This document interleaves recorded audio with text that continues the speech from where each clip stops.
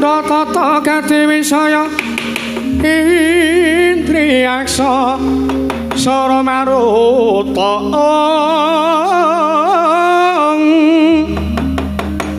Mawana Bana Margana Samirana lan Parayang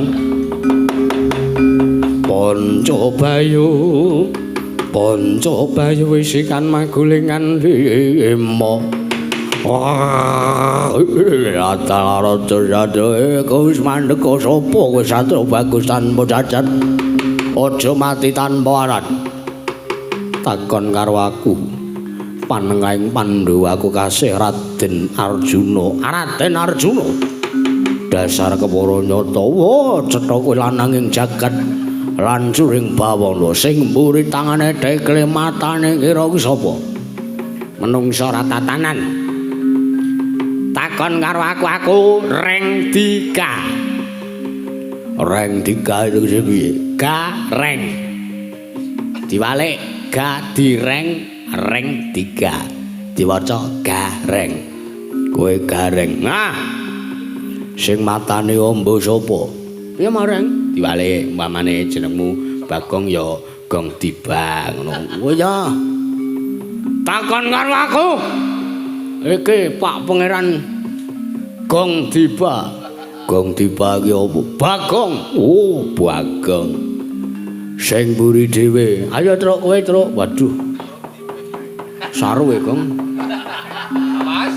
Ora kok saruke ora. Kowe ditruk mengali diwale. Takon karo aku. Duh. Aku truk dipe. Waduh. Sapa truk dipe? Petruk. Wo, endale teng kelinting. Wis ora caturan.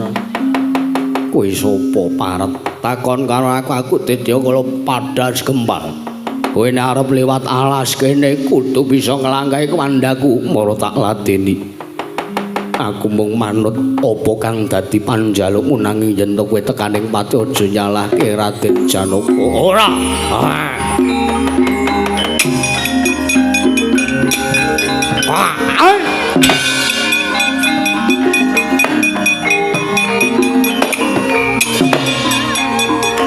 Lah, yo.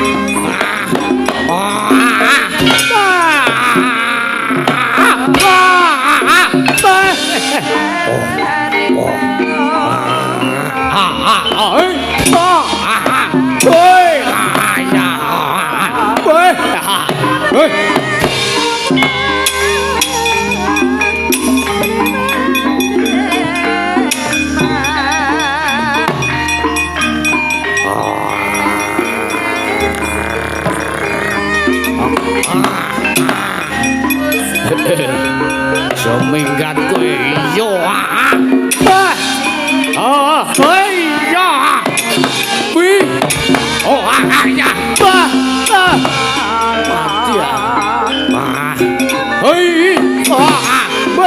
wah, hei, wah, wah. Dikira aku wedi karo kowe. Ayo. Hei, oh, ayo.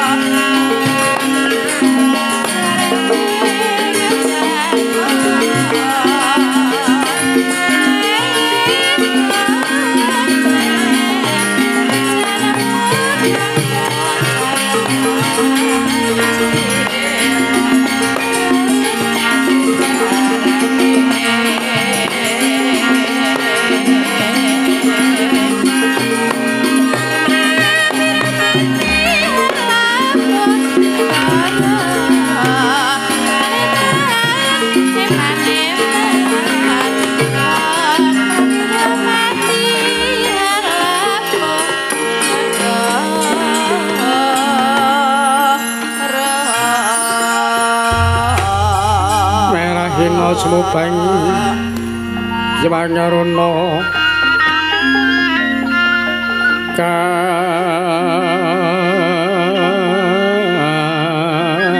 katinetraning uga rapuh sabdaning kukila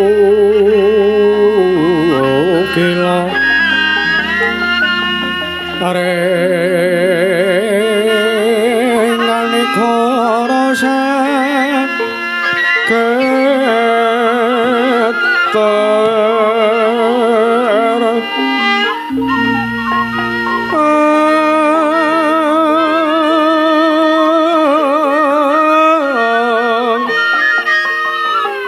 ketung neng agung ler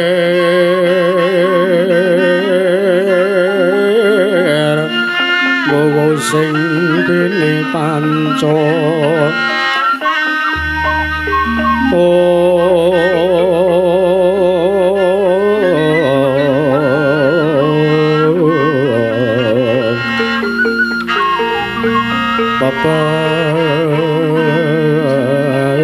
Pokeng ayam wono merah mangu ing bagakan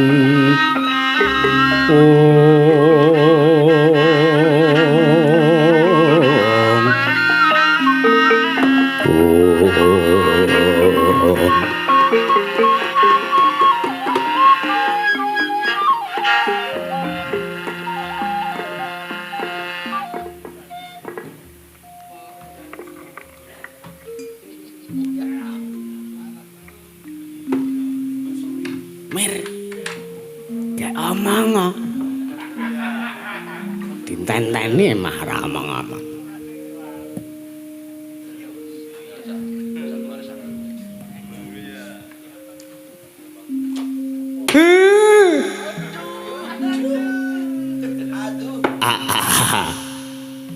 Mblegegeg ugeg-ugeg sak dulita. Mel.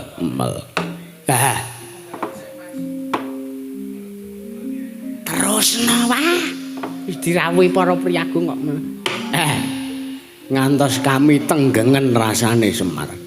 Nganti kula ora iso ngrakit tata ukara sing pas lan sing trep. Ndara Puntadewa, Ndara Kresna kalih Ndara Janaka. Sakrawuhipun kula ngaturaken kasugengan Ndara. Iya Kakang Semar, antuk berkah pamujine Kakang Nayantaka. Saha pangestuning dewa sawanipun Puntadewa ora ana alangan sewiji apa Kakang. Nggih. Bekti kula katur. Kakang Semar, ora teges aku nampik apa kang dadi pangabektine Kakang Nayantaka nanging tak kira ora pantes merga para Pandhawa bisa ngrasake kamukten iki merga sangka pamomong lan pangudange Kakang Nayantaka. Apa ya pantes ning atase Pandhawa utang budi ana ngersane Kakang Nayantaka teka Pandhawa keduga nampa sembahe Kakang Semar. Malah Puntadewa ingkang ngaturke sembahku tampanana Kakang. Kula wedi nek kewalat ning nggih mboten napa-napa. Menawi sampeyan ngaturke sembah teng Semar kanthi ikhlas lair lan batos, kula kinten dewa badhe mengestoni. Kula tampi dawah sami-sami Ndara. Kakang Semar ya. Sowanku ana ing padukan Karang Kadempel ora ana alangan sewiji apa Kakang. Ya mung aku ora keri uga ngaturake sembahku katurana kesane Kakang Nayantaka. Kula niki mung kawula cilik lah kok teka nampa sembahe para priyagung. Nampa sembahe para nalindra. Nggih, paripaksa kula tampi dawah sami-sami ampun nibake walat. Ora Kakang. Nggih. Semono uga aku Kakang ngaturake sembahku tampanana.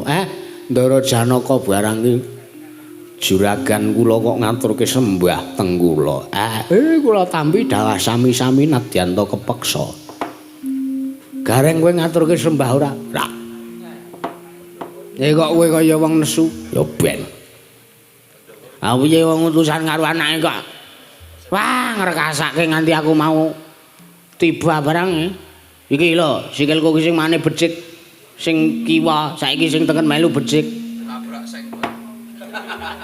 Kok sirahku dadi empuk iki lho. Monggo aku iki kondang satriya sing ndase atas, Dik. Begitu aku nyundul talang seng ke mau.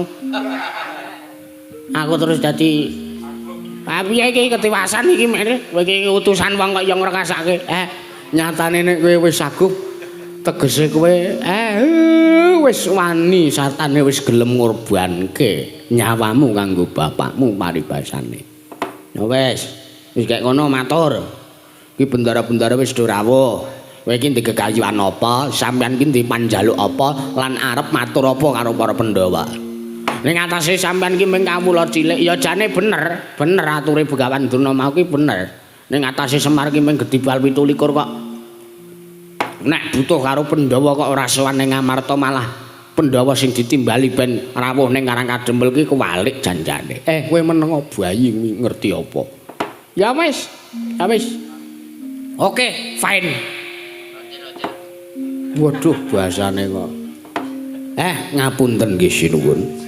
Ngantos sangka sampean ajeng nuruti penangis kula ngantos sampean sedaya keraya-raya prapta wonten ing Karang Kadempel tebih saking negari Ngamarta ora dadi apa Kakang jernyatane ngelingi marang lelabuhane Kakang Nayantaka ingkang banget gawe kamuktine para Pandhawa mula amilalu para Pandhawa ora bisa nyumurupi gelaring jagat meneh yen ora iso males budi marang Kakang Semar Marata Dyagi miturut ature nala garing para Pandhawa jangkep 5 cacahe kinen mrapta ning Karang Kadempel saiki aku tak nyuwun dawuh Kakang Nayantaka aja mung mendel wae Kakang Semar aku minangka ya keng kasebut sartane kalebu pamomonge para Pandhawa jernyatane Pandhawa mestani yen Tanata Ndarawati kuwi minangka nujung ning Prajanegara Ngamarta aku uga melu nungsung pamarta Kakang jernyatane nadyan luhur dikaya ngapa derajating Nata Ndarawati nanging aku iki tukang tambal ban kowe menengo nala garing aja ganggu nggih nanging aku iki sing ngrumangsani yen to isih cubluk nalarku jernyatane Kakang Semar kuwi ingkang luwih suwe nggonmu nglakoni gesang ana ing alam padang iki mula iso sinebut kawula ya titah ingkang wis wareg ndahar gempalaning jagat legyasining kahanan mula kang saka kuwi Nata Ndarawati tak nyadong dawuhe Kakang Nayantaka kepiye mungguh sak mengko dawuhe Kakang Semar apa ingkang digayuh sartane apa ingkang dipingini saka para Pandhawa janing-janing talaga kadhi langit mambang tepasulayantan pamaneka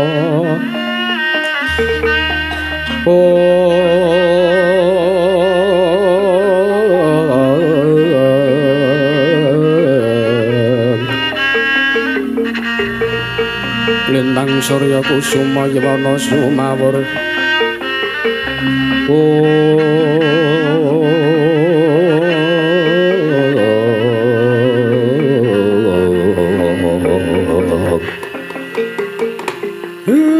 ngapunten lho Ndara janjane gegayuhan kula niki iso diwestani ming gegayuhan pribadi jernyatane niki kula sing di pengangen-angen niki ming kula nek sing di pengangen-angen niki ming Semar teges niki gegayuhane Semar banjur apa gegayuhanmu Kakang aja duweni rasa wedi sarta kang jiguh perkewo para Pandhawa bakal saguh sak biyantu marang lekase Kakang Semar wis bubar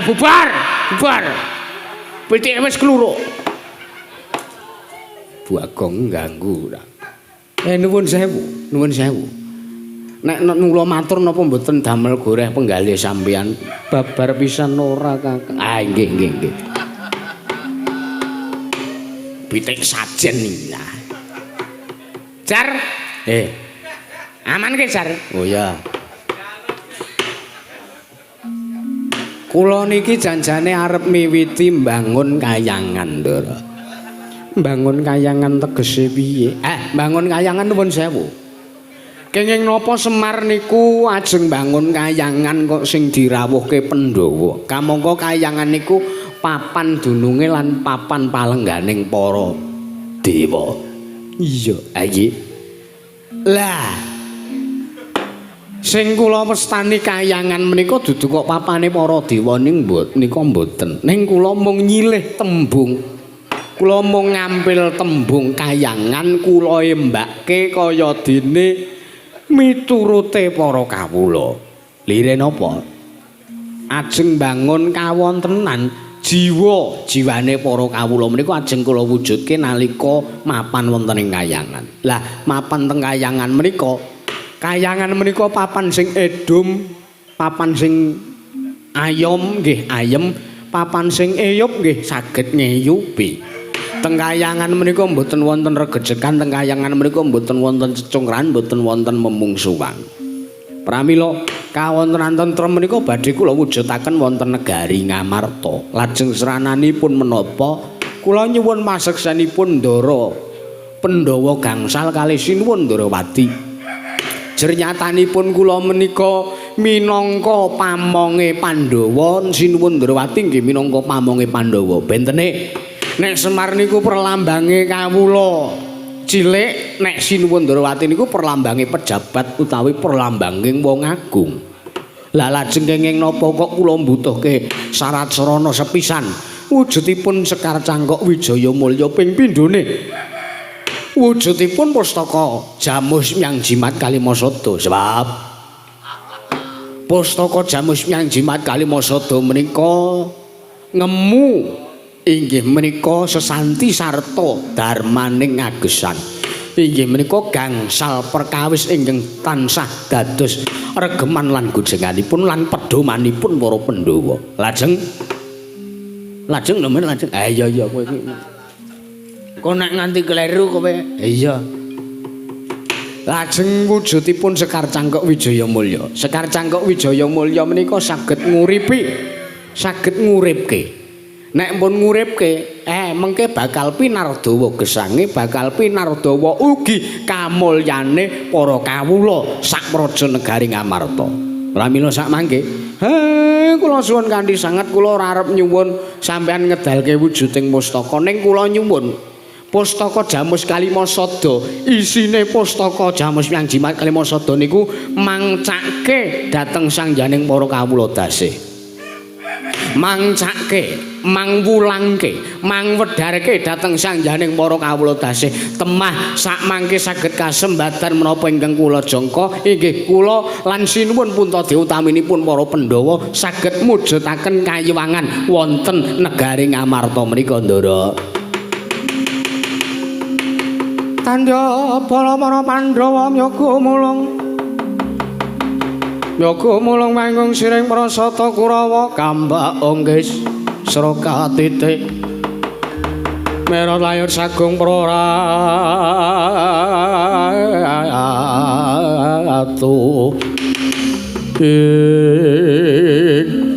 banjur apa ingkang kudu ndak lakoni Kakang Semar aileke cobi mawon dipun cangketi kawontenanipun para kawula. Merga nek arep mbangun negara menika kedah dipun wiwiti saking ingkang alit riyin. Lah ingkang alit napa? Ingkang alit menika kawonten-wonten ing Karang Pradisan. Ngaten. Nek arep mbangun kutha-gara sing dibangun luwih dhisik desane, kayata Pringapus mriki. Kayata Getas mriki. Dibangun niki desane dibangun, ora ana dalan grunjal teng mriki. Ngaten. Niku estu niku.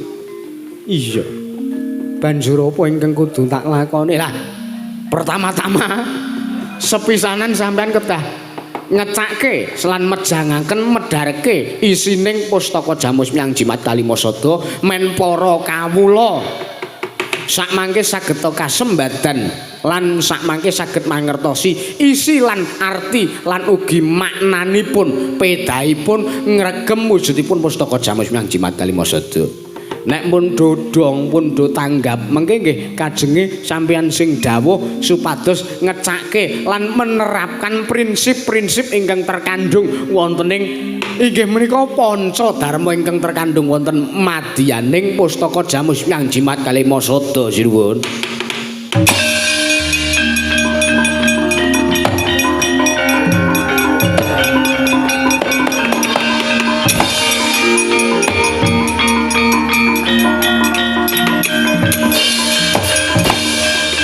Saknalika wonten Prabawa ingkang tuhu ageng dayane nempuh mring sangjaring para kawula dasih. Eling-eling nadyan amung sak kelimah pangandikaning Sang Nayantaka nanging tansah tinampa marang ngersaning Gusti Arya Luka. Pramila dadi ayem tata titilan tentrem temah sangya para Pandhawa taminipun Sang Hyang Semar Batra saged mujudaken kayewangan wontening negari ing Amarta dadi sumrambah kaya maneh.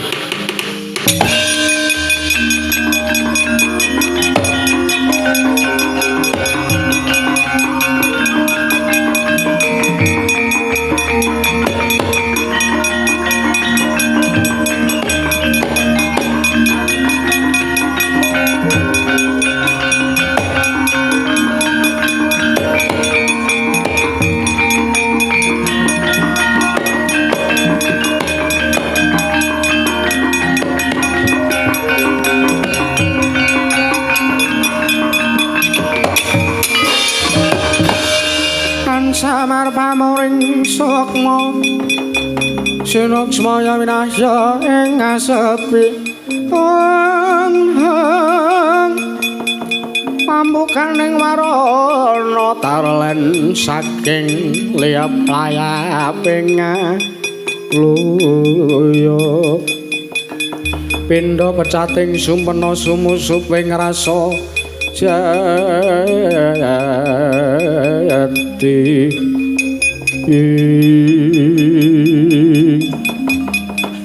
mboten mangling layak wonten pangariba wasrep jebul tinemunipun pendhapi pedukuhan Karang Kadempel karawuhan perbawaning sukma mboten mangling Gusti kula sawarga sinuwun Prabu Pandhu. Tungkur sidhem sekaring bununing. Iya. Kakang Semar ya kuwi ora ngaturke bekti. Ya nggih, bekti kula katut. Oh iya. Tak tampa rel pangestu Prabu Pandhu tampanono. Ha nggih, kula pundi. Ha nggih.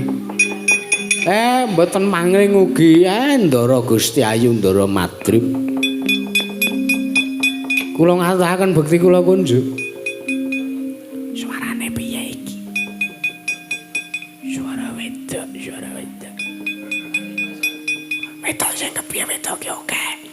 Nuwun sewu lah kok malah klerek-klerek sajake flu napa? Tobat. Kakang Semar ora gini Kakang ya ampun. Gusti kowe ngaturke pangabekti ana ngersaning Dewi Madrim iya tak tampa. Pangestuku wae tampanono ya Kakang. Ah nggih kula tampi. Pundha diwana nyampe. Pundha diwanaku ya bagus. Kula Kanjeng Rama kula ngaturaken sembah. Iya ingat.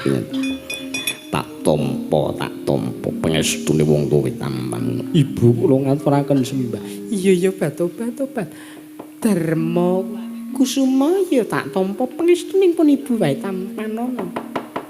Semar. Ya kula sinuwun. Mesti kowe kaget.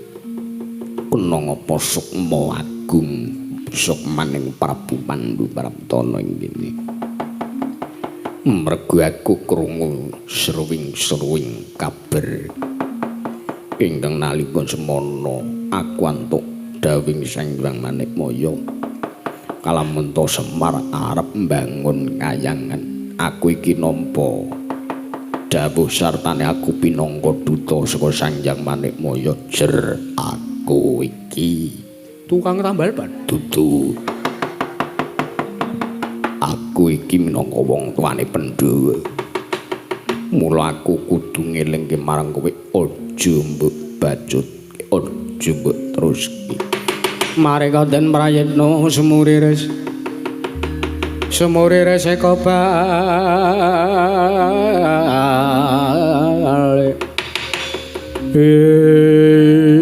Nuwun sewu, lampun kasembatan iku pripun? Yen mangkono kowe kudu tak ruda paripeksa.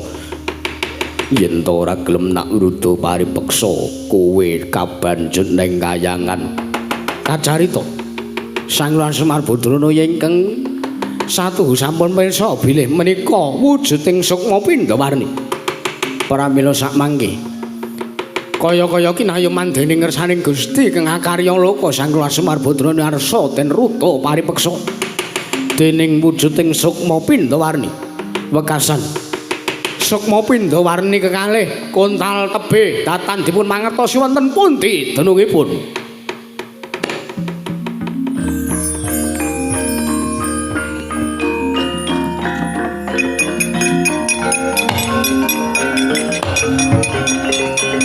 Ayo dirutun.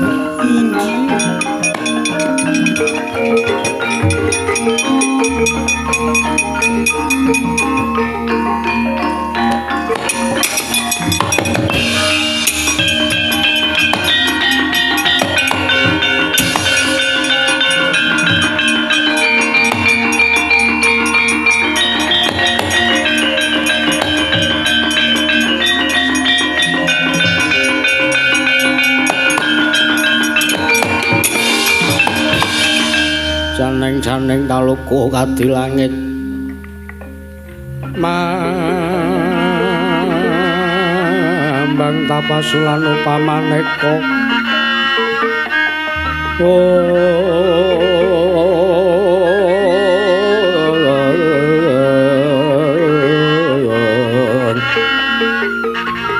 lintang surya kusuma yuwana sumawur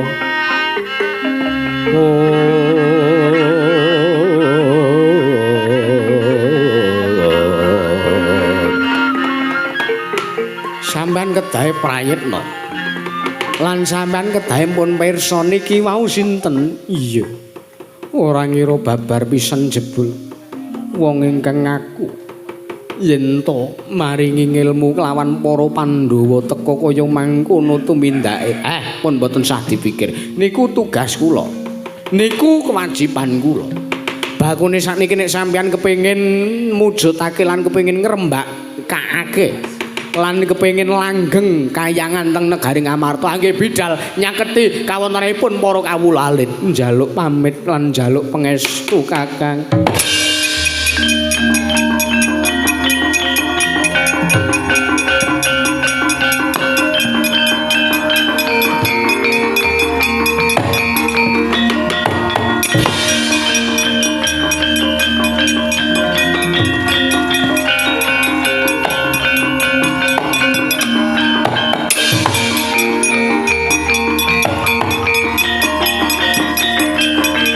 Kula dereke.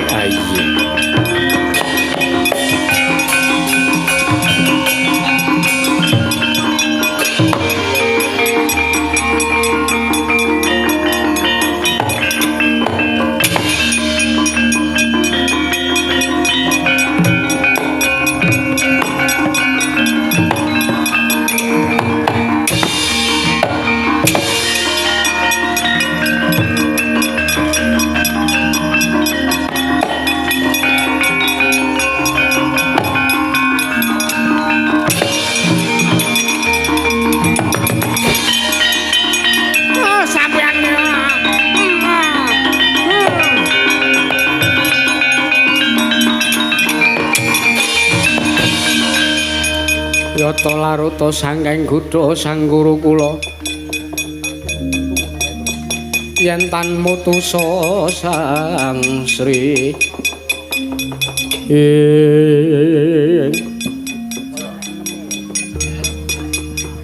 pripun Kakang Durna malah kewirangan sampean kuwi sing ora kena tak rembukan sampean sing ora kena tak antepi liripun ngatos pun ana kaya nyuwara wedok cethok lak wayange wujude lanyap. Dan lah kok mah sampean muni kaya suarane Mimin tak nika, Pak. Sampean kok sak-sake lah kula niki jan gugup tenan. Ngerti teng mriku enten Janaka. Walah kek sampean le nyuwara kok ya. Sampean le nyuwara Prabu Pandhu ya wagu mawekasan konangan. Sampun kajengipun. Oh, Kurawa dipun ketapake. Karang kademel di bumi angus. Ngestaken dawuh Kakang.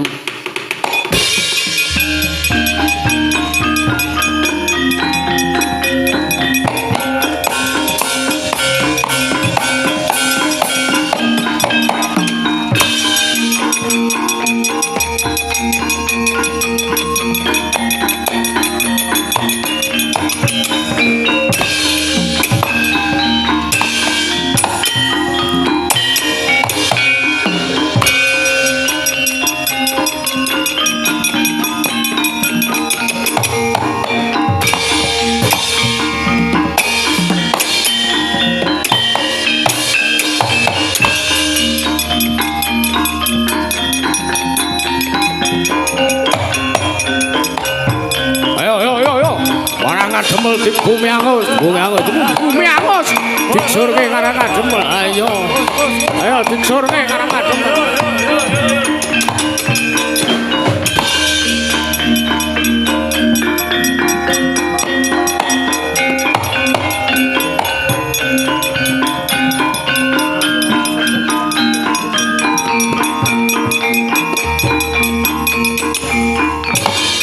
Ayo, bumi angus.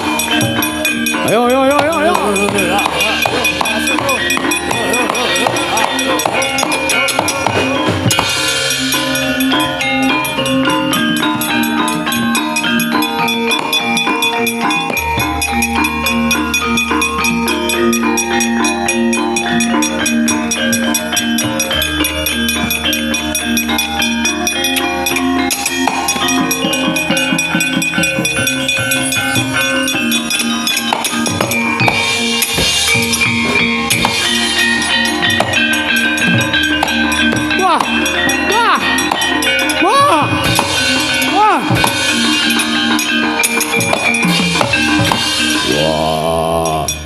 Sotomo dawe sapa kowe bumi angus karang kadempel Werkudara kunjuk ngapura aku njaluk urip tawene pangapura waton barisane Kurawa dilundung iya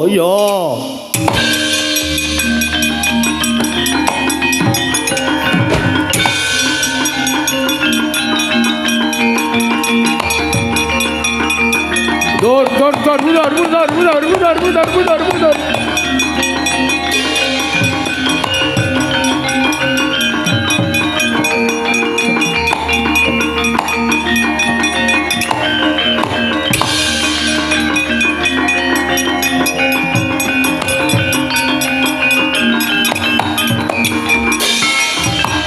Arsa madangi jagat tuk mungup-mungup paning sapucahing wukir marabang sumirat keneng soroting surya mega lan gunung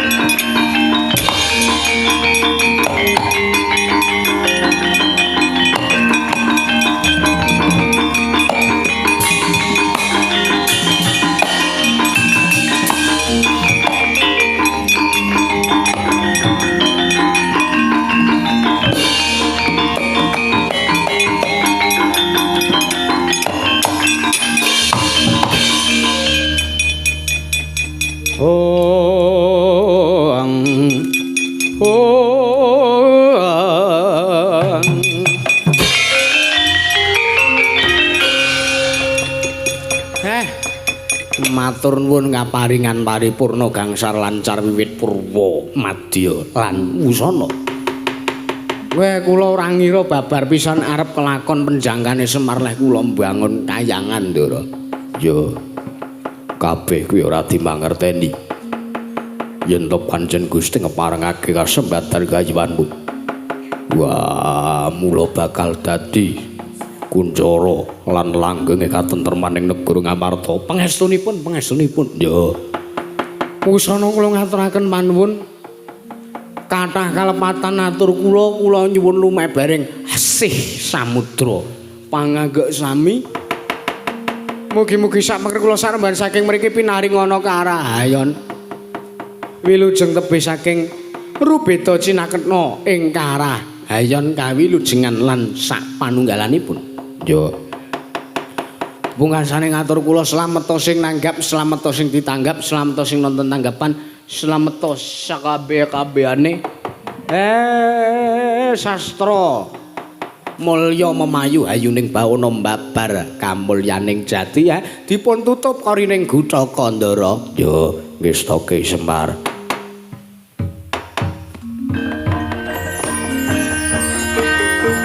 Nyantol tanganku, Pak. Iya.